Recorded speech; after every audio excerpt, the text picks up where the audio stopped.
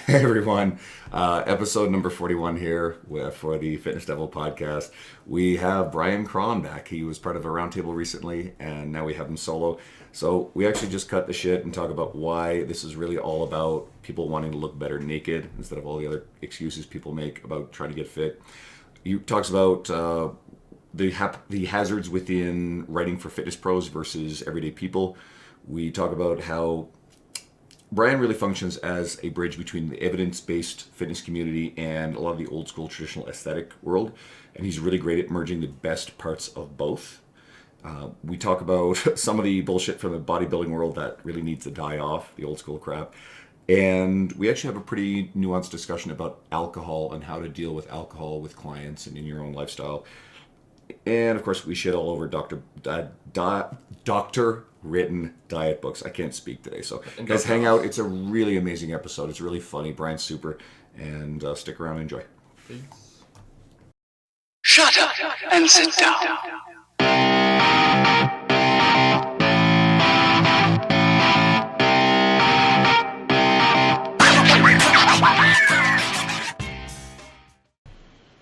Hey everyone, we're laughing because some of the stuff that we just talked about off air, it's too bad we can't get it on air, but we have, we recently did a complete disservice to Bryan Krahn. We made him share the stage with Spencer Nadolski and Mike Isertel, and so we brought him back on his own because we wanted to talk to him. Brian's a highly sought after Calgary-based personal trainer, coach, fitness writer, blogger, presenter, speaker, online physique coach. It goes on and on. There's only like two of those are like consistent, but you're everything man, to everyone. Yeah. There's a little repeat redundancy there, but welcome back. Thanks for coming back. Thank you very much, man. Good to be back. Glad I'm on my own, and so I don't have to listen to Israel go on and on and on and sounding all smart and shit. It sounds like he prepares for things, but he doesn't. His brain just operates on a way different level than all of ours. He can just spit out shit. Like, that sounds smart. And it is smart, but it's just like... I think he was in his underwear. He was like sipping on a protein shake. He just gave no fucks given whatsoever. Yeah. All right, so let's actually go into some of the stuff that we talked about, prepared for, and let's cut right through a lot of package industry shit and admit deep down most of what we deal with is people wanting to look better naked. And you've helped hundreds of clients look good, and you made this your focus. This is your marketing, this is your message. Why do you embrace and go headlong into that, where like a lot of other people really dance around, they're afraid to say it's about like, looking good and getting laid and all this? Well, it's because it's honest. I mean, the reason I got into this, like, working out after, especially, in university and, sports are done, is you want a result. You want an aesthetic result. You want to feel more confident, feel happier with your body. And that's what initially got me into this. And then you see all the other benefits, like, on your mental state and just good habits that transfer to other areas. But that initial spark is always like, man, I'd like to, I want to look more like Arnold, or I want to look more like Flex Wheeler. I wish. Like that's the what's the word? The impetus that gets you. You're really jacked and peeled black guy. Is that what you're telling the world? Yeah, man, with a 26-inch waist. Yeah, that's waist. Yeah. But like that's what gets you going, man. And then there's all the other things that kind of like, you start to geek out a little bit more on the health end of things, and you might even go down all those rabbit holes. But the initial spark is always just to look better. And I find that's I get people contact me all the time saying, oh, I want to dance at my daughter's wedding, and I'm just sitting here going, as soon as I talk to them on the phone, it really. They want to lose weight, look better, Do you think that answers like I want to dance at my daughter's wedding? I mean, I think that can be sort of legitimate, but that kind of goes to the whole conversation about what you're allowed to say on social media and what a lot of people are pushing. That you're not allowed anymore. You feel like you're not allowed to actually say, hey, I want to look good. And it's important to look good because we have corners of our industry that are actually attacking people who are suggesting that being leaner, being more muscular, being fitter, like there's pushback against that message. Yeah, and that's like the big problem with that is like if you're overweight and you lose 30 pounds, your blood pressure will improve, your health, your lipid markers will improve. Invariably, you'll probably move better. You'll certainly sleep better. Many health markers will improve just by losing weight. So even could be a pursuit of vanity to begin with. So one thing that I've discovered working with a lot of people is that you begin by chasing vanity, and a lot of these health markers that will start to improve along the side. But if you initially start off by, okay, we're gonna, chase this blood marker, we're gonna chase whatever, something a little bit more esoteric, sometimes it doesn't light the fire as much. Yeah. And that's everything. Is because anybody will follow anything for a week or two, but it's getting someone to commit for months and delay gratification and put in the time, and you need to have something that stokes them day after day. So. Well, and that's the low-hanging fruit too, because we say, hey, we want to improve this blood marker. That may take a while, but getting fitter, even if they hadn't done anything, 2 weeks they can see results, and then that gets the carrot in front of them, and then all the other stuff starts. Yeah. I'm not sure anyone was ever sold on the idea of personal training or getting fit because it would improve their bone mineral density, right? That's the thing. It's such a much more honest approach, because I'm not a doctor, I'm a strength, I'm a fitness coach. I'm not even a strength coach. I'm a trainer, and that's what I do. But I know my share about the other things, related to the industry, that I can see how they all kind of coalesce, and I can work them all in the right direction. So I just think, I try to stay in my lane and just get really, really good at driving down it. I think that's an interesting point too, because I think I find that a lot of people we see in the industry are jumping out of their lanes or trying to be in Brian's facial expression when I said that, if you're not watching YouTube. People are dancing in some lanes that they really have no goddamn business being clear. I'm going to try to get into examples about that, but I think a lot of the fitness professionals, and we have a lot of audience who are fitness pros, I think if you actually drill down and get really, really good at your core competency and put an image around that, and I think you may have actually done that better than almost anyone in our industry, and there's a reason why you're successful and have been so for a very long time, I think that will breed good results for people, instead of chasing everything, following too many people and trying to emulate people who, they're in the fitness industry, but they're involved in shit that has nothing to do with it. Yeah. Oh, yeah. That's the thing. Once you have someone's attention that way, you have somebody, 3 or 4 days a week, an hour of their time, and hopefully giving you their undivided attention, and they're probably firing you text messages and emails about their diet and stuff like that. You have this huge influence on their life. So I can see the temptation from someone who's just, you're just a fitness trainer. You might have a certification and a degree. I can see the temptation to want to be, but I'm actually kind of a doctor, or I'm actually kind of a, soft tissue therapist, or I'm actually kind of this. And people, I can see how seductive that would be, and you're just doing such a disservice. It's so much better, more efficient to become an excellent trainer and have really, really good medical professionals in your network. And if you're going to learn anything not related specifically to training, I would learn stuff like, change psychology and habits and things like that. 'Cause that's where you can make a huge difference. Well, that's where that whole, I think we talked about third lens in our last podcast, but that whole idea of you just being someone they can trust, and then just giving, we'll call it psychology, but just basic advice on that sort of shit, because you have their attention and trust, and they're more willing to take just, we'll call it low-hanging fruit or common sense stuff that's not common, but habits. That's not deep psychology, but it's good advice that they wouldn't take from someone else because they don't trust them. And now you're there. Psychology is an inextricable part of what we do. Yeah, it is. Psychiatry, and you start doing things with eating disorders or whatever you call it. Living out of the scope of practice, you leave that shit alone and refer out. But we cannot help people if we don't have a good grasp on change psychology. Yeah, and that's it's pretty wide. Change psychology covers a lot of the intro concepts of all that shit, and it's pretty easy, generally. Well, yeah, and it's just right now everyone's trying. All these coaches are trying to, come off like they know how to break down research. It's my pet peeve, and when you speak to people, like a good friend of mine, I won't say his name. That's his PhD, is in breaking down research, and he won't even go into my industry anymore. He won't even fart around on Facebook with in the fitness scene because it just makes him ill. Like it just like he's like all these hobbyists, trying to do what he went to school for 10 years to do. And and he would like, why don't they just focus on being really, really good trainers and just contract this side of the thing out? I guess it costs money, like, but it's such a much more efficient use of your time.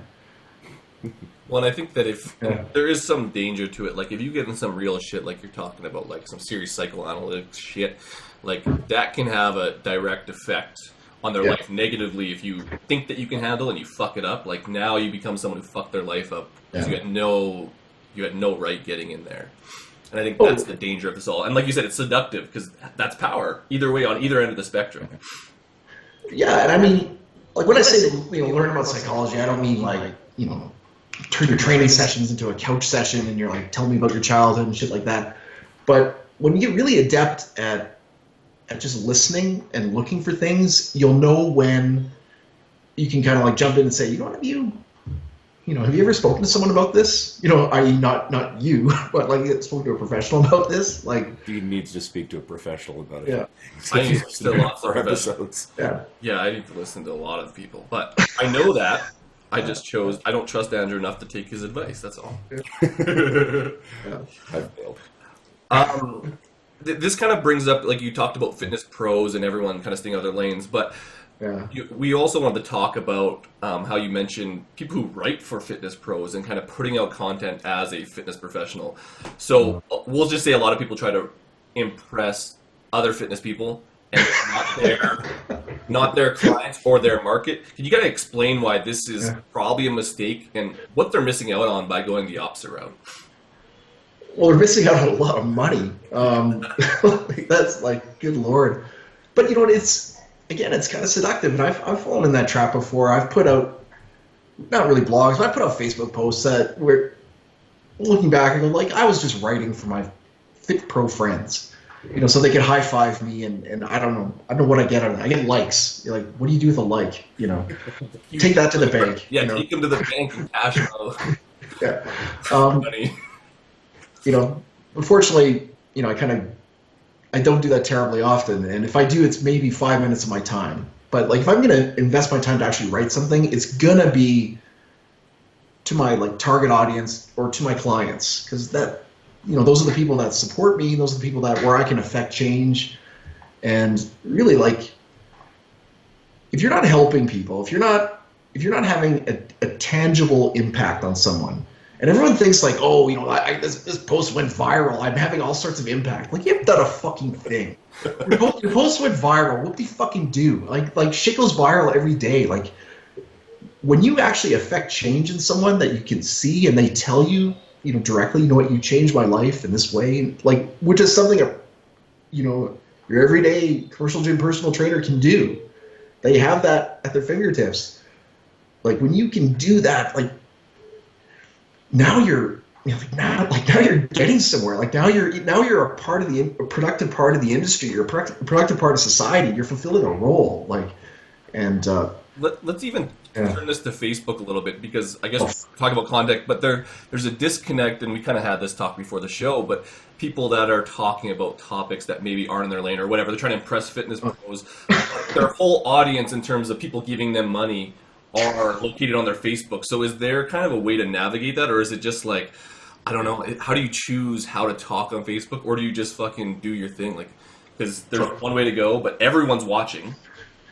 I drop and pop, man. I drop my content and I pop the fuck out of there. I just don't, especially, I'll be perfectly honest, like the whole, not to get too conspiracy, but like the whole Cambridge Analytical thing, like. What's that? Explain that.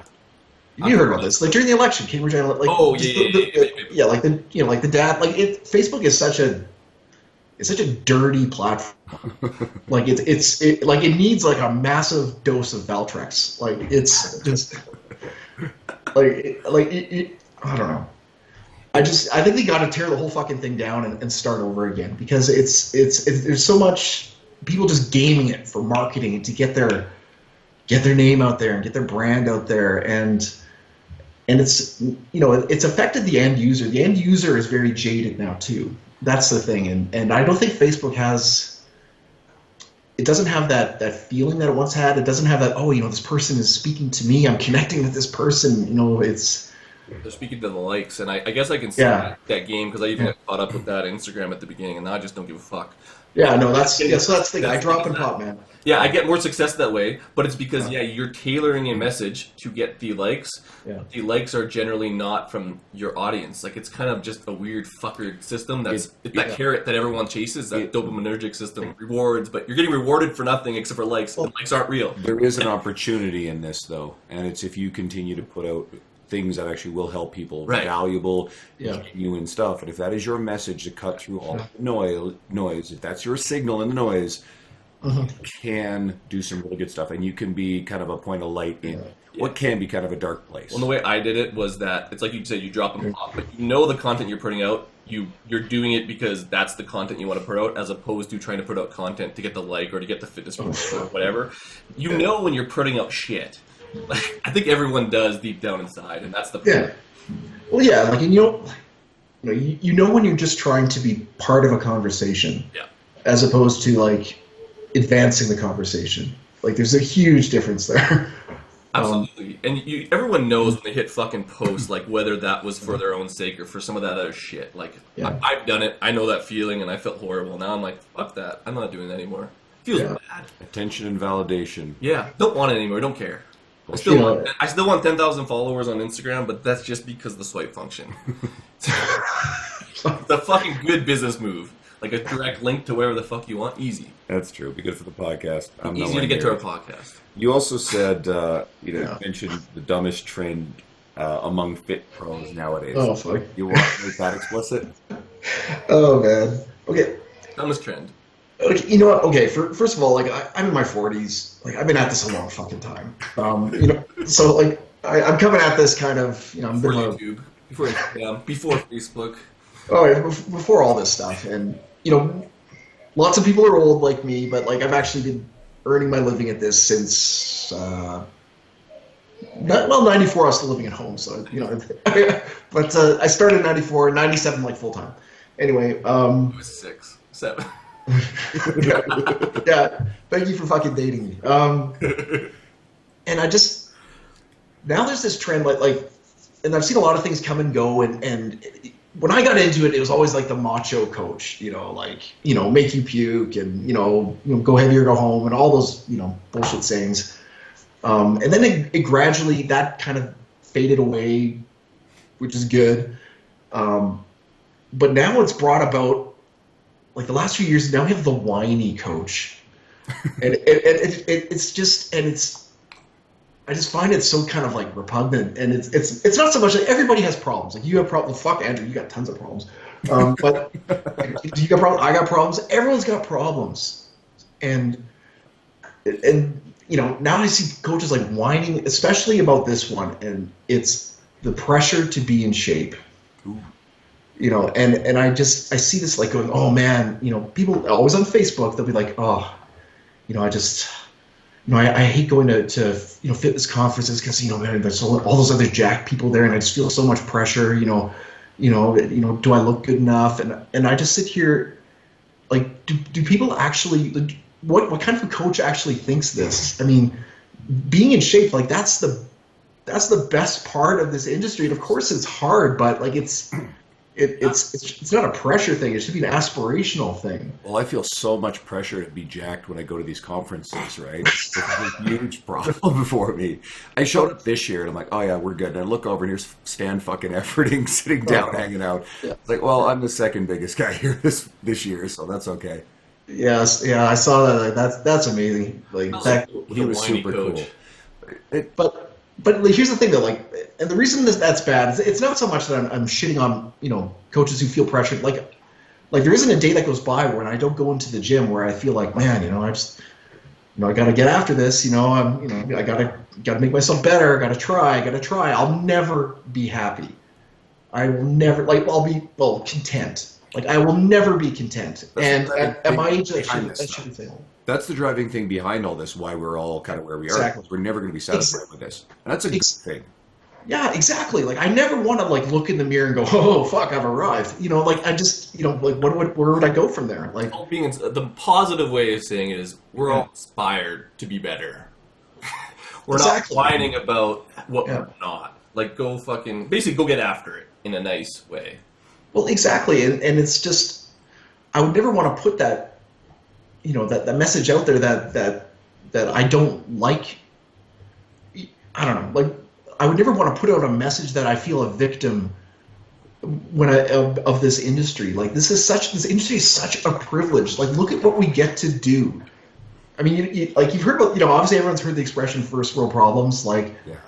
like I've been to third world countries and I've seen people who have way better genetics than me and have just given the opportunity what they could be, but they don't have the opportunity because they're drinking fucking water out of the street that looks like sewage, and you know they don't know where they're going to get their next meal, or it's just, you know, then you see that and you're like, wow, like I have it, like I get to fuck around with my diet. I get to, you know, like I have so much food that I can be like, oh, you know what? I'm gonna have a high carb day, and then I have 2 low carb days, and I'm gonna see what it does to my physique. Like You get that option. yeah, like look, You're right. Like I think if people in some places of the world were actually sitting on listening to this shit, they would burst into flames from They're anger. like I can fast for 24 hours and know that I may not die in 3 days. Like I could just eat if I want to stop it. People are like, I'm fucking fasting. I'm hungry and I don't have any food. And meanwhile, we got some really stupid motherfuckers pushing some extreme fasting going on. I know. I remember I was in Haiti, and there's like literally like they were literally piling up garbage because there's like some political war between the city and this gang, and so they're like trying to garbage them out. Like they took all the refuse on the island and they like piled it in front of this dude's door, like this community's doorstep. This is ridiculous. And people were like fishing through there looking for stuff to eat, and I'm like standing here going like man, and when I'm at home, you know, like I fuck around with, oh, you know, I'm gonna work in red meat and see if I get a little bit fuller out of it, you know, and then they'll be able to go back to chicken and see if it like, you know, if my digestion improves, like all these things that are just such luxuries. Not to mention like training, like being able to like hop in my car and go to like 10 different gyms and, you know, go about my thing. It's like it's such a privilege, and when you grasp that and you really, you know, internalize it, all of a sudden it becomes so much more fun again. Like training is fun because you're like, fuck, I get to do this, man. This is awesome, you know. One weird question to this, and maybe this is just devil's advocate, but like, do you think that the uprising of the whiny coach has, in a positive way, kind of served an under what do you call it, utilized market or whatever the fuck you want to go, underreached market? Well, that would not necessarily get into it, but they saw someone whining. They're like, yeah, like fuck, I like that guy because Brian's fucking ripped. I don't like that guy. Well, like when I say whiny, I mean like legitimate vulnerability. I think people who can express that and really tap into and connect with people who are kind of, I don't want to use the express, like on the margins, like they're never going to go to a gym. Yep. But if they can connect with someone who's a fitness pro and they're showing a similar kind of vulnerability, and you can bring them into the lifestyle, and I mean there's nothing but good there. But when it's done, just to basically just to perpetuate your insecurities, or just to, you know, that's. I think it goes back to exactly what we're talking about with Facebook likes. It's like the whining is that bullshit post to get more likes and to get more followers, as opposed to like being vulnerable because like that's your shit. Like, you know what I mean? Like I think there is a strong correlation between those two, and they're vastly different. I think you can use a good example, I think, is someone like John Romaniello, who really openly talks a lot about depression. And he does it because, you know, it comes from a very personal place. But I think that guy actually genuinely wants to share and help a lot of people. And I think that can really connect with people and make the topic less of a taboo thing to deal with. And you know, that guy's a confident guy. I don't think that guy does anything to really worry about attention. And so I think that's a good example of someone who's doing it the right way. But I think it's you said it exactly right. Vulnerability, between vulnerability and whining. Like is there a better word for? I like whining. Whining's fun. Well, the difference is whining it's all boils down to you. Yeah. Like vulnerability, like, you know, and first of all, like, you know, I've known John for 10 years and yeah, like, but I don't think there's a better writer in the industry. So he can kind of communicate, and it doesn't sound like it's the furthest thing from whining. Yes. And I also know he's coming from a legitimate place, but like for your like typical fit bro, I mean, if you're just putting out this vulnerability style stuff, and it's just really just to serve your own ego and just to like vent your own insecurities, like who are you helping? Are you, you're just looking for likes. You're just looking for, you know. Oh, this fasted cardio this morning is so hard. Like, oh god, such a struggle. Fuck, right? The grind. Yeah. Like beast mode. You know what a fucking grind is? What a grind is if you're a single parent, you have, you know, 3 kids, you're trying to get child support out of your deadbeat husband, you know, you're working working 2 serving jobs, and you're trying to like find a way to eat healthy. That's a fucking grind. You know, that's a grind. And you can't sleep. Yeah. You can't eat carbs, and you're fucking stressed and fuck. Yeah. That is a grind.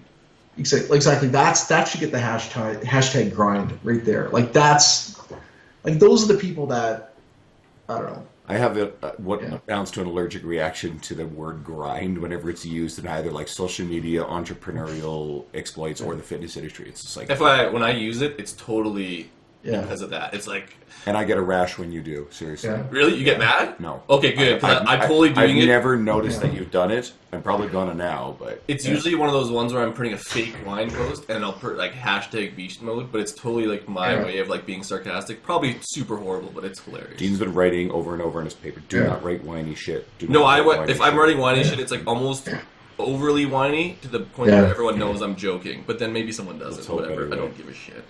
Yeah. Well, again, it all stems back from someone's motivation. Like if someone legitimately needs to be picked up, and you know, and Facebook is a way for them to do that. You know, I support that, man. I want everyone to be happier. You know, I want the world to be a happier place. But so much of it, there's a mechanism behind it that's connected to marketing, and that I just find that's just the lowest of the low. It's the bullshit meter. What you're talking about is when you look at someone's post and you know it's bullshit, and you know they're trying to get something out of someone. Like if that dings, then it's whiny. If you can actually be like we've all had posts probably where we posted shit, but like it was real, and you get real responses. The stuff that's whiny just gets all the bullshit. Well, yeah, and it shouldn't. And this is just my opinion. Is that like real vulnerability shouldn't come easy. Like I remember about a year ago I had my son, and like we were trying for years. My wife had breast cancer and resulted in a bunch of problems with fertility and stuff like that, and you know just a bunch of rabbit holes, like, you know, fertilizing eggs and finding a surrogate. It's like crazy. And I remember when my son was born, I'm like, I'm going to write about this process that I went through, or we went through. And it's been, well, my son was born in July. I haven't been able to do it yet. And I'm a pretty good writer. I just haven't been able to do it. I haven't been able to put it out there because it's so real to me. Yeah. And even though I know that there's other dudes and other women who, you know, my age are in similar kind of predicament and going through the ups and downs that we did, I haven't been able to do it yet because it's real, and it's like it's so big inside of me, and I respect it.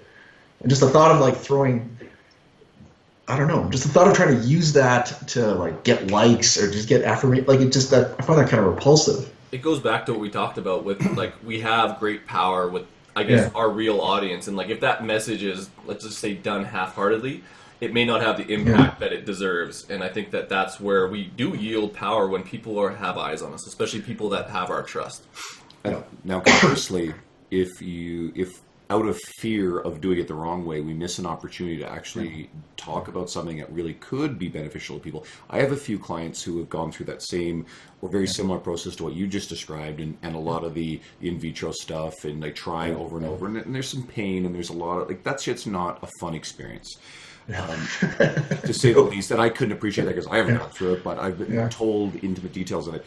There are people who really are going through this stuff, and so you are in a position to be able to write something that could speak to other people about the same thing. But when you're getting ready. He's like, fucking write it, Brian. Like, I want to see it. It's going to be great. He'll do it when the time is right. It won't be whiny. As a joke in my head, I would go on there and be like, hashtag beast mode, hashtag whine. But that would probably come off like a dick, so I won't do it. No, I mean, there's as painful and tumultuous a process as it is there's like anything. The other thing is that you have to provide value to people. And like my kind of thing is, if I'm not providing like training value, whatever that means, like I try to offer some humor. Yeah. But like even in that subject, there is a lot of humor to it, like especially for the guy. I mean, like when you're the guy in the fertility process, they just got to know that you're making swimmers. That's all they really care about. They don't care about your health or your well-being and all this, or your stress. And so, like, frequently you have to go to the clinic and, provide your sample. And when we were going through this, like, we were moving a bunch because my wife was also in school. And so I've visited, I think 5 different clinics in 4 different, like, and it's like in one city I was in, you go to the room is just like a desk, like in a chair, and like a couple of magazines that they give you for stimulation, and they were like from 1992. It's like Hustler and Car and Driver. I saw your age. Like, how old are you? Like, get the 92s. I'm guessing you're like just grabbing the pages like by the corner, like flipping them, hoping they're not stuck together. Like, just the whole image of this is terrifying. Exactly. Then you go to New York. When I lived in New York City and I had to go through the process, it's like video and just internet, and I'm surprised. I'm sure if you paid a little bit more, you'd get like, I don't know, probably someone to help you. Like, it's just like shit. Anyway, how many samples did you provide, and like, were you just? How many samples did I provide? Many. They're like, Brian, you can't come back anymore. I just want to provide more. I just want to see. Like, you've been here 5 times this week. And I'm just hoping that there wasn't like one other guy that you recognized from multiple places looking at you. Oh, that's the worst part. That's even worse than the actual like process. Is the waiting room, because you're there and you're like 30 other dudes, and you're all just kind of sitting there, and everyone's kind of like on their phone and shit, and just, but we're all looking at each other going, yeah, I'm going to go. I'm going to the room. We're all here for the same reason. But no one says anything. Like, no one does like the bro nod or nothing. Like, there's no solidarity. It's just, I don't miss that at all. I would have done a nod, be like, yeah, man. Hashtag beast mode. Yeah. Hashtag provide. Yeah. Sorry how I got on that topic. Let's skip this over to actually something aesthetic. Well, you mentioned earlier about like coaches getting too caught up in evidence-based stuff, trying to be research people, but then and our corner of the industry tends to think of itself as and brand itself as evidence-based. And I've always specifically thought of you in this light. I've always felt you were kind of a critical bridge between that world and well-liked within it, but also a big part of the more traditional aesthetic training community, old school bodybuilding world. Yeah. And a lot of great ideas come out of that world. And I think our industry sometimes tends to reject them wholesale, very condescending about it. They get dismissed. Yeah. Why is that? And then what valuable wisdom is our evidence-based community missing out on by devaluing the traditional competitive approach? And I could use definitely like mind-muscle connection as an example of that. So your thoughts there? Well, the biggest thing is that, like, the one thing, I feel really bad. Well, I don't feel bad, but I feel bad for guys like Brad Schoenfeld, because he'll put out a Facebook post and he'll say, here's a study that was done, and these are the results. And you'll always end it with like, this suggests, or this, but more study is needed. And the people will jump in, always these kind of young coaches jump in and go, yeah, there it is, there's the answer. That's what I got to do. 7 to 9 sets per week, or whatever they happen to be studying. Whereas, that's not what, like one study in isolation doesn't tell you a heck of a lot. It's just like what Brad says. It's like it's interesting, but more study is needed, more research is needed. So that's always where I kind of like raise an eyebrow. It's not at the people doing the research, of course. It's the people who, think that they can interpret the research and work it into their practice if they're actually coaching people. But to your point, your other question, what can people learn from old school? Like, there's so much of like old school bodybuilding that is bullshit. But the things that are so valuable is stuff that you don't see like in a training program or in a study, and that's stuff like focus, commitment, effort, like working past your comfort zone consistently. Like, that's what people can learn from, watching meatheads. Like, I never pass up an opportunity to train with a total meathead. Even if half the stuff he's doing is wrong, I don't key in on that. What I look at is like how they approach a set. Because if someone's been training for 15 or 20 years and they're huge, they fucking know something. Figure something out. They figured something out, and it's not their exercise selection or whether they supinate at the top of a curl. It's like, it's always things like their focus during a set or how, when they know when to go again. Like, rest intervals is always obviously a huge thing that people argue about. But when you do this long enough and consistently enough, you figure a lot of stuff out, and that's what I kind of key in on. So like you mentioned, Stan Efferding. Like, the reason I have such huge respect for him is that he has so much respect for the old school. And like he mentions, like he loves Flex Wheeler, and he worked with Flex Wheeler for his last prep and made all kinds of gains, and it's just all using stuff that you'll never find in a textbook or hasn't been studied yet. But he's he's applying it and he's trying it for himself. And it's not like just because something works for you doesn't mean it's going to work for everybody. But, as the saying goes, like, success leaves clues. So you're kind of stupid if you ignore that. Basically, you only like him because he likes your idol. And you worked with him. You mentioned Flex Wheeler. Oh, is he gone? Stan Efferding is on my idol list. But, and Stan. Yeah, but that's what I like about Stan. And Stan's around. Like, Stan's older male. He's 50 now. And he's survived, and he's strong. He looks great. I sat down with him. I got to spend a bunch of time with him because I think a lot of the other people in Kansas City didn't quite either like appreciate or know who he was. Yeah. Or they're focused on different shit. And like, they're probably a little bit more caught up in, say, Mark Fisher, who is a beautiful and wonderful human being, and I love Mark and I count him as a friend. Yeah. I think a lot of the people there might have like really been like enthralled with, say, Mark, but not necessarily appreciating just who Stan is and what he's accomplished. So I got to spend a lot of time talking to him one-on-one, and the guy's amazing. Yeah. I stopped talking. I saw him walk in the room, and I was like, "Why is Stan here?" You know what the fuck it is? No one knew who he was except for like all the Jack dudes. And he was just excited to be there and learn. Like, he was just super humble about it. He was really curious, and he just wanted to absorb the stuff that was going on in these presentations. But he knows shit. So like, you're right. Like, we'll call it Jim Bros bodybuilders, but he knows shit. He's been around. He's also, I think, deadlifted like fucking 800 pounds and squatted. Like he's done shit, and so that doesn't happen by accident, even without the science. Yeah. Oh yeah, exactly. And he has the utmost respect for the science, and like his vertical diet is. There's tons of references in it, but like that's something that I try to emulate at a much lower level in myself. Is use all different forms of success to inform your decision making, and it's not just what a study might suggest. It's like what someone who's been fucking training for 20 years, they know stuff, and it's on you to like try to figure out what it is. And one of the things to that is like I got in this argument recently, but it's just like.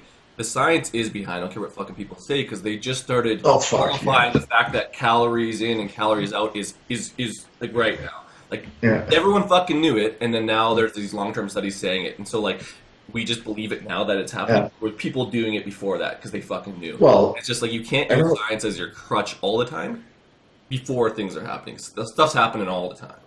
I remember the NSCA, one of the last. I got my CSCS, so I used to get the journals. I don't get them anymore. I think I changed my address, but I remember one of the last things I saw was like cluster sets, a novel way to get strong. And like I learned about cluster sets in the early 90s, and I just learned about it from another coach who learned about it from another coach, and it dates back all the way to I believe like the 40s or the 50s, cluster training. And I'm like, a novel way to get strong? Like what the fuck? I mean, like this is, This is not, it's certainly not new to me. Yeah. There's a ton of stuff that came out of the old world, and often Arnold, the one who popularizes stuff. I mean, Arnold was big into high volume training. Was big on mind muscle connection. Now, again, there's also some bullshit too, like the muscle confusion principle is the one I always like to point out. It's like, all right, that one's kind of well, that's where science is needed. Like, it's good to be there, but I think that it'll roadblock a lot of people from trying new shit because they're like, we have to wait. Well, it's going to take a while. Well, the thing is, if you have great genetics and a really strong work ethic and on a lot of drugs, everything works. If you confuse the shit out of everything, it'll work. Like everything works. Like as long as there's an element of progression to it, it doesn't even have to be. Like as long as you're working the muscle, if those other elements are there, hard work, genetics, drugs, obviously food, it's gonna work. So start taking away those variables though, and now you need science to kind of like, okay, what actually matters? So that's where you got to always look at what the old school guys are doing, or current pros, and take it with a massive grain of salt. Say, okay, they've got all these other variables working with them, so I can't just follow what the fuck they're doing. I might not be as genetically blessed or have the pharmacy or all that other jazz. So, but there's still stuff that you can take away from it, and it's always mental. It's always like focus, and it's consistency, and effort. Like that's the biggest takeaways.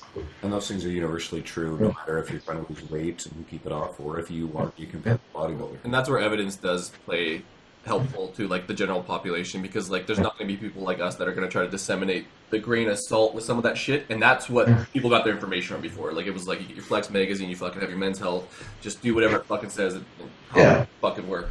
And now the science is kind of helping people understand, because that's pretty much right in terms of, well, obviously, but yeah. Now let's flip it. Well, actually, let's talk about the shit that needs to fucking die off. So, essentially, the ideas from the bodybuilding world, let's just go bodybuilding world, that need to die off. Basically, that all the Insta pros continue to perpetuate, that as real, and that needs to fucking change. Or die. Stuff that needs to die off? Take out a back and shot. Oh, man. Like, where do I start?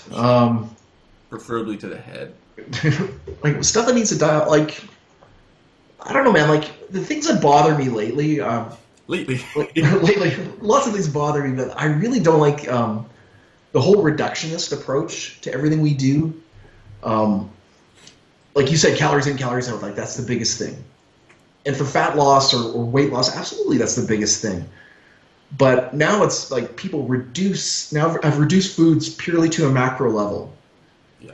And like with absolutely or very little regard to food choices. And again, now you're taking it so far that, it doesn't matter what you eat as long as you're in a calorie deficit. I'm like, who the fuck, like that's just so not true. Quality matters.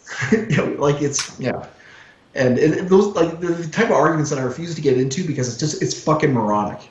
And, but what else needs to die off? Well, I hate the training is war thing. I've always had a big hard on against that. Explain that war for our listeners. Training is war, the whole like, you gotta suffer, brother. No, the gym is the battleground, or whatever the fuck. My body is a war and the gym is a battleground. I don't know, man. All that ad copy bullshit that tries to like, because I know where it comes from, because I've worked in that world as well, and it's just like, the majority of people who buy supplements are young guys, and typically they're young guys kind of on the right of center. And so, like, these ad companies will fucking try to just pierce into that, and with like lots of war analogies and battlefields and suffering, and it's just, not only is it painfully disingenuous and fucking stupid, it also just leaves the wrong message. So when these guys get a little bit older, they don't have that joy. Like, they see this, I gotta go to war, man. I got my weight belt off to war. Like, they don't see it as a thing they do for fun and joy and add quality to their life. So I have a big problem with that. That's part of my day. Yeah, man. It's like, fuck, about to go to war with my concentration girls. Like, yeah, come on, man. Yeah. If you actually ingrain and, okay, I like that one. I know you're graphic. we got his graphic. If we ingrain this idea that exercise is supposed to be unpleasant, that actually can cut through on a deeper level, and it can be particularly bad for anyone who maybe is struggling to lose weight, because it's already unpleasant, the thought. Yeah. We really want to make it something that is a joyous and fun and positive experience. So I think actually as coaches, it is a good idea to be very careful about those kind of messages, and really try to let potential clients and people you're going to work with see it as something that they can really enjoy instead of dreading it. Yeah, you have to. It has to be fun at some level, and you have to. And some people just absolutely hate exercise, and it's a real chore to like find what that button is. But you have to find it and fucking push it, because if something isn't fun, it is just not sustainable. And if it is sustainable, then it's a stressor. Yeah. So like if you force somebody to do something that they hate, but they do it out of sheer work ethic and will, they'll still get shit done, but they will hate it. And if something else gets added in, like let's just say a bad breakup, like they get foreclosed in their house, lose their job, now they're fucking overboard and they're done. And so like you can't run at fucking full capacity with stuff that stresses you out. If it's lifting, you gotta reverse that from not being a stressor, because that's not good. Well, yeah, because like the big, that kind of ties in another thing. I'm especially as I've gotten older, I really hate the fitness tourist, and I hate the, and you see this a lot in, kind of in meatheads too, with the bulking and cutting and bulking and cutting. And I get it. If you're trying to build muscle, especially at a younger age, there's nothing better than going on an extended bulk, getting a little fat, holding that for a bit, and then dieting down. Like there's just no better way to add muscle. But that's a very kind of small part of the population. But the average person always gaining and losing that 10 to 15 pounds, I call them they're fat loss tourists. And it's like I lived for a few years in New York City, but before I did that, my wife and I would go there and just visit. I probably visited there 10 times before I actually moved there. And whenever I'd visit, I was like a tourist. So I'd be like, New York, sleeping 2 hours a night and doing everything and just running on adrenaline. Sperm banks. Well, no, that was when I was living there. But it's just like, but it's not sustainable. You know what I mean? I'd get home and I'd just crash. And, because, I was just a tourist there. I was just doing fun shit. When I moved there, all of a sudden now I got to find an apartment, get a phone, find a gym, do all, where's my grocery store, all that stuff. And you find your ways to relax and settle in. That's when I actually, understood the city a lot better and my place in it. And that's the way you got to view getting in shape, is you have to kind of see it more as a resident than being a tourist. So if you start off with all these hot things, I'm going to do 30 minutes of fasted cardio, and I'm gonna train 5 days a week, and do fucking Tabatas after, and then I'm gonna carb cycle, and then when that does all the shit, none of that is sustainable. You have to kind of start on a very something that you can do every day that's chill, that just fits into your lifestyle, that's like you're a robot, and just live it for a long time. And then all of a sudden, you don't have these weight swings, and you can make kind of slow gains in muscle, or tighten up certain times of the year, and it's just a much better place to be. It's a good article. You should write it. Yeah, you can fucking steal that, man. Go ahead. You're like, fuck, I don't want to write it. Well, this one goes to what we're going to ask you next. And you actually recently said that 90% of the stuff you post on social media is about lifestyle.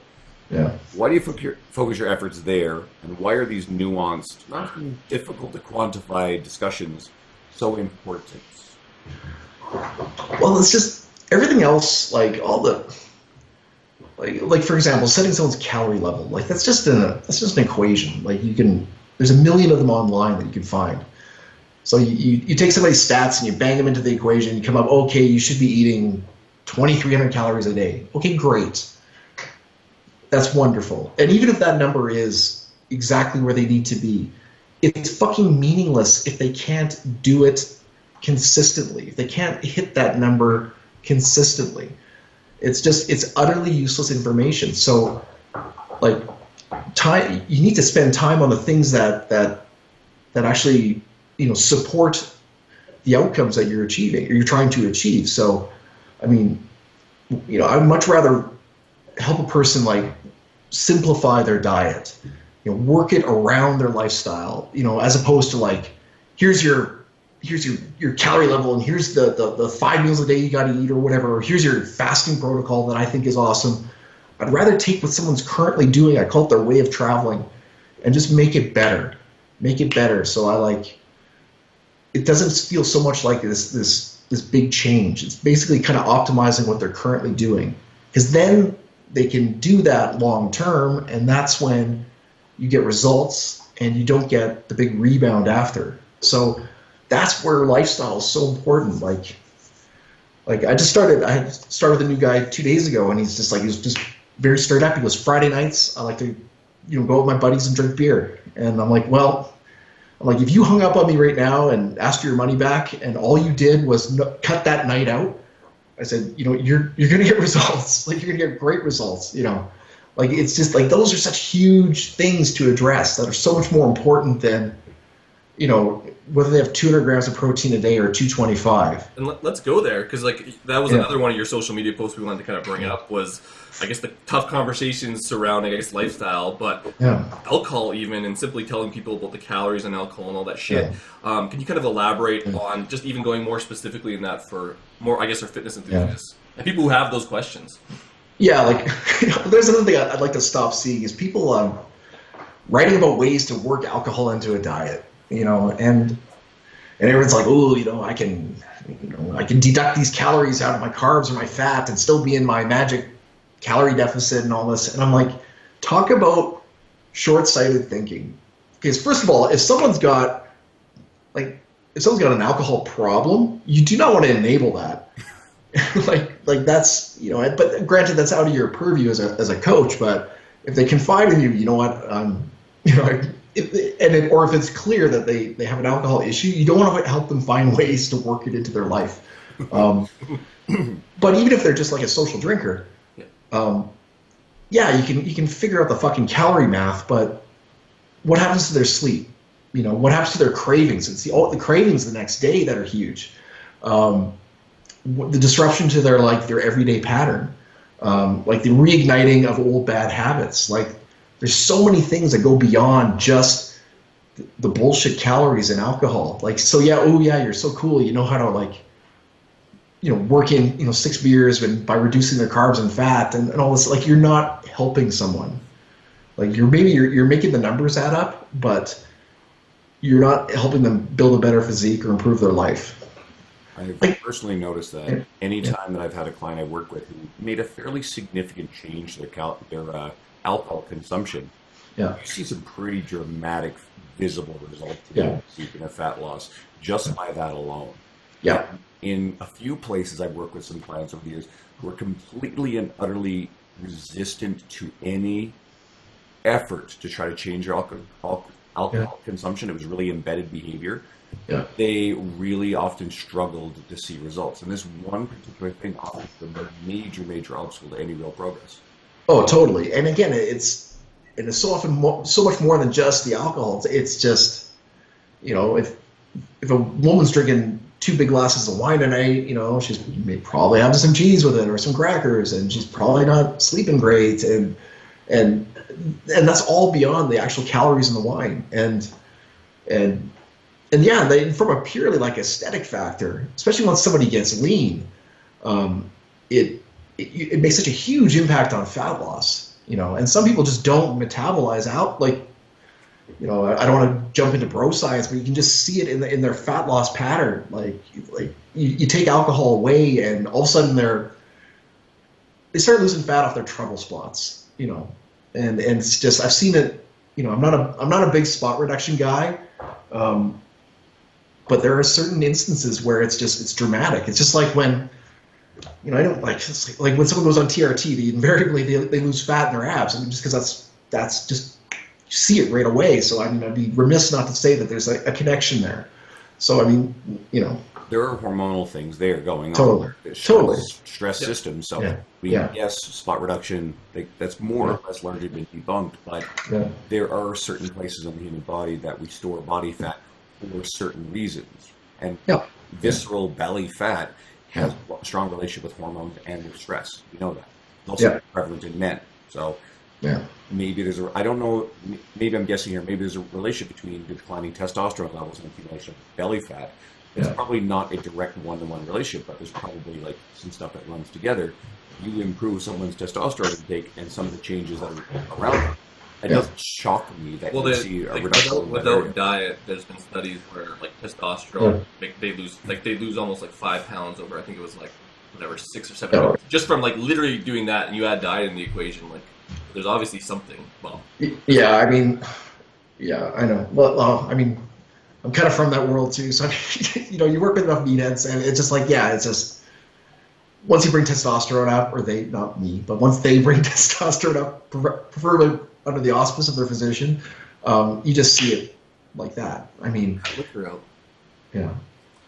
It's one of those things where, like, I guess, like, people are coming to you for, they know the fucking answer. Like, if you want, like, a direct result on, like, a better lifestyle and better fat loss, like, cut the fucking liquor. And I get the whole point of adding it in so people feel normal and stuff, but that's not the answer you're going to give. Like, it's not correct.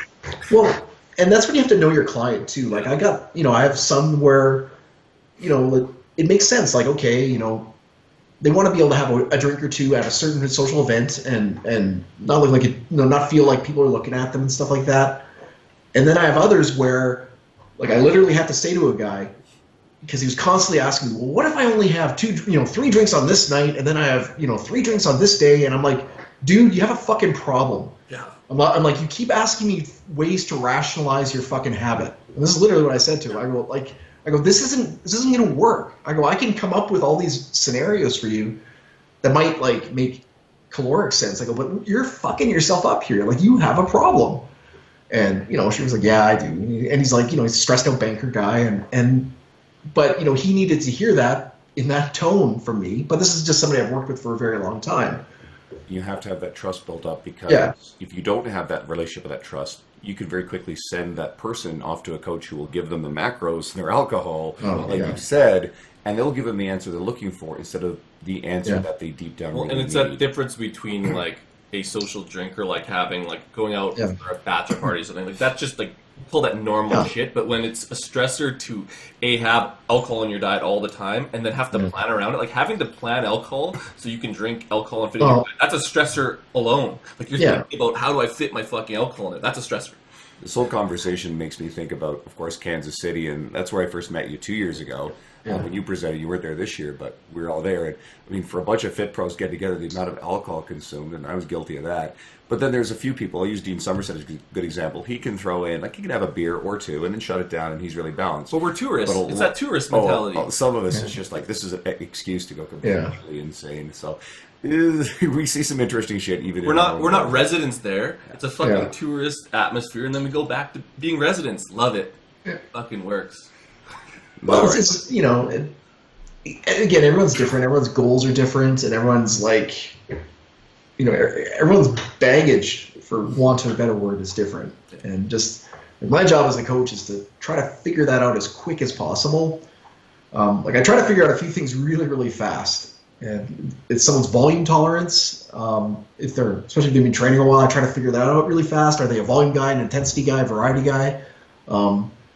And I try to figure out their lifestyle, like, the things that hold them back. Because it's always one or two huge fucking things that if I can help them at least acknowledge it and, at least be aware of it and then slowly work with it, it just makes, it turns a 6 months coaching process into a 3-month coaching process. So, yeah. Let's go into one more post. I like to go through anyone who I bring onto this show, going through their social media stuff and look for some ideas to talk about. I really like this one. And it's a 2-part question. So your Facebook is filled with great content. Anyone who's listening who is learning about you really for the first time or early on, you really should go and follow Bryan. We'll talk more about how to find you. There's a lot of great stuff there. Your older post notes the worthlessness of diet books written by doctors. Could you explain this? By doctors. What? By doctors. Care to explain why this has become a problem and how to inoculate people against being misled? The second part of the question, of course, is always we ask people, if we're going to talk about shitty books, you got to throw out a really good one that's actually beneficial to people. But doctor books first. Well, that kind of stemmed from, I mentioned I did all this moving. Like I own a lot of books, and not just like, you know, like total meathead, just totally laughable books, you know, from the weeder companies, and I just like to collect them. And now everything is an ebook, and it just doesn't have the same kind of for me. Like often I don't even read them. But anyway, so I was moving. I'm like, I don't want to move. Books are fucking heavy, and you know, and I'm not terribly strong, and I'm definitely lazy.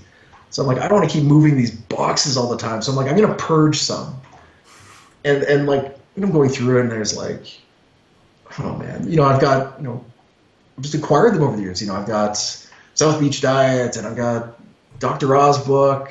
I forget which one. I mean, this is like, I've been doing this a long time, and I've got like Wheat Belly in there somewhere. Oh, I had Wheat Belly, yeah, and I remember I heard him. I went to see him, Bill Davis speak, and I think that's his name. Anyway, and he's some of his is like he's using the Weston Price research. Like my wife's in dental, and they're always talking about Weston Price. You know, those pictures, because he's the dude who in the 20s or 30s went to like native populations, and he like observed, you know, like their teeth and stuff like that, and how people and how they would change once they were introduced to a Western diet. And so like in the dental industry, they always use his research to show like the effects of the Western diet on teeth. And now Davis is doing it using this exact same photos, going, well, this is like when we introduced wheat, these people got all unhealthy, and he's showing the pictures of the teeth, and I'm like, I've seen this fucking before. But anyway, yeah, I got his book, and I had all these books by doctors, and then I happened to be in chapters, and I went to that diet section, and it's just half of them are just shit. Is bullshit, complete fiction. Like the nutrition diet section of a bookstore should be labeled fiction. Yeah, there's nothing good in there. Like no one will improve, certainly not the look of their body, by if they follow 80% of these books. And so, I mean, I don't know. So I mean, now I look at like, where do I get information from now? Not to mention for a third time, like a guy like Stan Everday, like somebody who's like, you know, in the industry, like training people, training himself, training clients, and absorbing the science and distilling it into his practice in a meaningful way. Like those are people where I go to first, you know, and in terms of like, you know, stuff that's unimpeachable, like, you know, Brad Schoenfeld's stuff for training, it's great.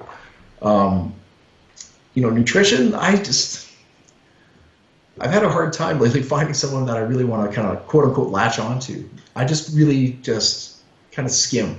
Have you read Alan Aragon and Lou Schuler's book, The Lean Muscle Diet? I feel like that's actually the best entry-level nutrition book. I guess reaching over to grab it. Yeah, it's on my desk. Guys, if you guys are listening and you are looking for a good nutrition book, that probably is the best one, especially if you're trying to learn as maybe a newer trainer or an enthusiast. It's really accessible. They're great guys. I'm proud because my copy's signed. I got both of them to sign the book. Mine's on Kindles. Fuck. Yeah, you can sign Kindles. Not really well. Brian's like, what's a Kindle? Like, I think I have a Kindle. I bought my mom one. That one, that's a great book. Nutrition book you're probably going to get your hands on. And you can do your diet. Like, you can basically read that and take control of that shit, and it makes it super fucking simple. Even though well, I guess it is pretty simple once you read it, but yeah, like. And that's the key with diet, is it's got to be simple. Like, it's got to be simple and repeatable. And, but you know their shit. Yeah. Yeah, like there's so many, like you can geek out on it later. Like once you're in a good pattern and, you know, your macros are well established, your food choices are good, like then you can kind of geek out on the micros and stuff like that and maybe experiment with things, but your basic diet should be very, very consistent and just something that you can repeat every day. And maybe you go off of it a bit when you travel, but then you come back home and you kind of hop right back on it. And yeah, like that book is really, really good for that because it just makes things really, really simple, but not too simple, you know. Cool. So you're going to throw out a recommendation, some book that you've read personally and professionally you felt was really valuable? We do this every episode, except for the roundtable, which we'll talk about in a second. Book that's not really valuable.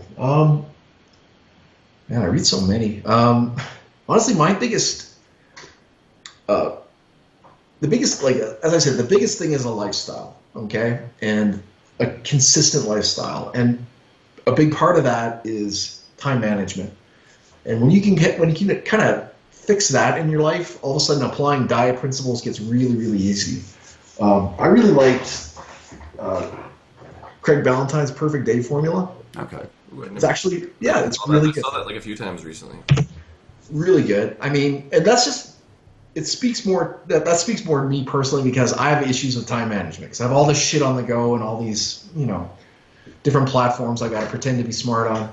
So like this kind of helps me figure out where I need to be and all that. Although it's getting up at 4 a.m., I don't know, I find that difficult, but I'm working on that too. That's a really good one. Training, man, I can't remember the last really good.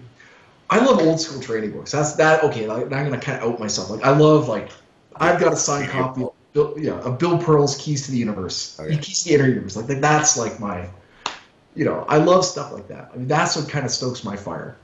You can tell, man. You smile. It's like, I don't fucking know. Actually, it's this one. Just tell us. Guys, if you're listening to the audio, you almost have to go check out the YouTube version, because Bryan really lights up or makes a lot of faces when we were talking about all this shit, so it's actually quite entertaining. Yeah, I'm a terrible poker player, man. No poker face. I actually met Craig Ballantyne very briefly. He was one of the presenters at Luke Osavar's event last September in Seattle, or just outside of Seattle in Renton. And Craig was interesting for sure, but I've heard that book a lot. A lot of people have mentioned, so I think I might finally decide, okay, let's put that on the list, because I've been looking for some stuff, because I keep blowing through books way too fast. All right, no, Dean's turn. Well, this is my question, man. It's a simple one. So we had you on the roundtable, and we kind of already mentioned it, but let's just note again for the new listeners, and I guess everyone else kind of coming to this podcast through you, is that where's the best place to find your shit, your content, your media? Clearly, it's not Facebook, I guess. Where can they hear you whine? Where can they hear you whine about shit?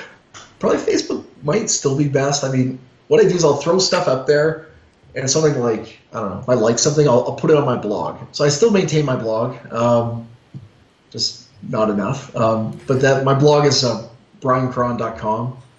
So BRYANKRAHN.com. But yeah, I'm also on Facebook. I am active on there, sort of. On Instagram, you can see my dogs and my calves. Today I posted calves. It's a meathead day. I saw that. It was a few seconds before we logged on here. Oh, that's why I was late. I was like, oh, you're good. I was like, oh man, I gotta He's going to take like 10 pictures of his thing. He's like 2 minutes late. He's like, I fucking need a good picture of my calves. Man, you're just as worse as all the Insta pros. Speaking of dogs, Penny is right. Dean's dog Penny is under the table, under the desk. So, yeah, so if I ever look down, it's my fucking dogs. Yeah. It's funny, man. Like that's what I miss about social media. Everyone was just like dogs and you know, friends and family, and I don't know. Okay, I'll say it, boobs. You know, when it was fun. You know, I don't know. That's kind of I miss those days. But yeah, this episode, boobs gets in there. The last episode, there's some like major ranting about sexual harassment in the industry. But you know what? Like I don't want to go too far down this one, but I think a lot of shit is just pretty normal, and you can't get too twisted about it. And yeah, like the looking good naked thing. Let's be honest about it. And we can appreciate beautiful human beings. But yeah, there's also some dark shit. If you really want to explore that dark shit, go to the last episode of Sarah Mormon. That one's pretty savage. Yeah. I went off on that one. Yeah, I would. There's nothing to me that I find creepier than someone who's always putting out. You know, I don't want to use the word white knight because it's so loaded. But just someone who's always putting out that kind of air. Virtue signaling. Virtue signaling, right? And you can go down to social justice warrior stuff. So yeah. Yeah, anybody yeah. found this last episode then goes on to this one, they might get upset. Man, it's because it's fake. Like you go look at it and you look at that, and you're like, man, this guy's full of shit. Yeah. Like normal people who are white knights, not loaded, they're just those people. They don't need to tell everyone about it. Exactly. Like if you're a reasonably good, reasonably upstanding person who's trying to get better and taking care of your family and just a good person, like you don't need to broadcast it. Just fucking be it. Yeah. I think some of that white knight shit is all about getting laid too. It's just a different route than getting jacked. I prefer the getting jacked route. Although I'll call shit when it's legitimate, but that's not my message either. Well, yeah, exactly. Like if you're just, if you're just a good fucking normal honest, decent person, you will call out shit when it needs to be called out. Like it'll just be like, what the fuck? Like it'll just bother you too much, you know, as opposed to like searching for like to put out every little fire so you can make yourself look like, you know, a super fireman. Super fireman. Anyone who's basically spent their entire waking consciousness the last 3 or 4 days freaking out about Roseanne. I don't even give a shit. Honestly, I don't even know. I don't even know what it is. Don't even. It's okay. Good. There's this ideological war where people on one side want to get everybody else on the other side fired, and then they're looking for shit and it's going on both sides. Both sides of the spectrum are just as bad for this crap. So, but we're not going there. We're not going there. Nope. Okay, I'm gonna hit end. Basically, if you're Brian's fans, fucking give us 5-star reviews. Like we just beg for them at this point. I think we got like one every week, so like that's bullshit. For like fucking 2,000 downloads, we get one fucking review a week. Like get your shit together. Anyways. And guys, again, if you are specifically a fan of Brian's, maybe this is the first time you found us.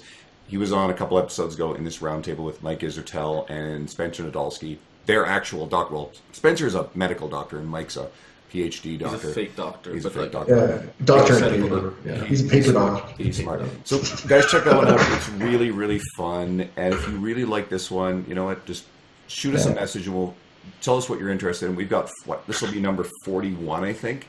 And we've got a lot of really amazing guests who are some of Brian's industry friends, some of our friends, and we just got a lot of really cool shit. So hopefully you'll like it, and if you find a few you like, maybe you'll subscribe to it. Brian, thanks so much for coming on. This was fun. It was awesome. Thank you.